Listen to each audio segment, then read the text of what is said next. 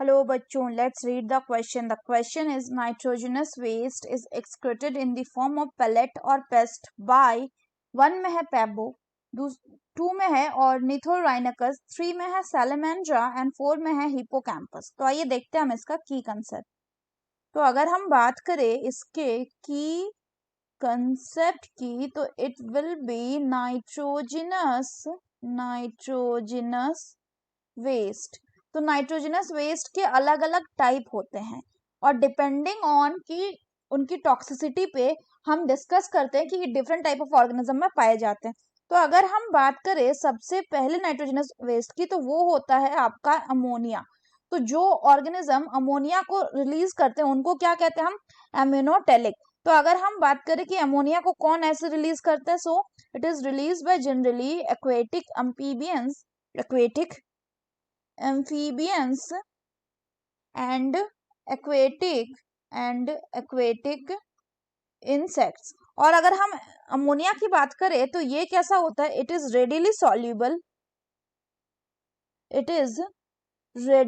readily soluble in water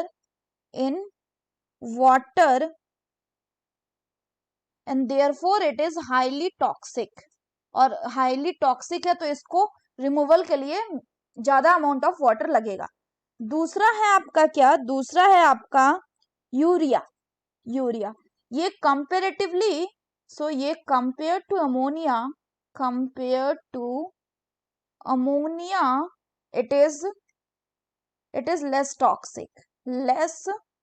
toxic. और इसको generally कौन रिलीज करता है? It is released by many mammals जो कि टेरेस्ट्रियल होते हैं। साथ ही साथ इसमें amphibians and many marine fishes भी आ जाएंगे।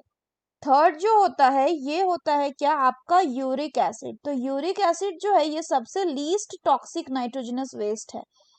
तो इसको रिमूवल के लिए सबसे कम पानी की जरूरत होगी। और इसमें फिर कौन आ जाते हैं? इसमें आप क्या आ जाते हैं? जैसे कि reptiles, birds, land snails etcetera. और इसको ये रिलीज करते हैं किसके फॉर्म में? In the form of pellet और पेस्ट, ताकि मिनिमम लॉस ऑफ वाटर इसमें हो। और ऐसे ऑर्गेनिज्म को हम यूरिकोटेलिक बोलते हैं। तो अगर हम बात करें ऑप्शन की तो पहला है पेवो मतलब होता है क्या? इसको हम बोल सकते हैं पिकॉक। और पिकॉक क्या है? ये बर्ड है। तो बर्ड में क्या होगा nitrogenous waste? It will be uric acid.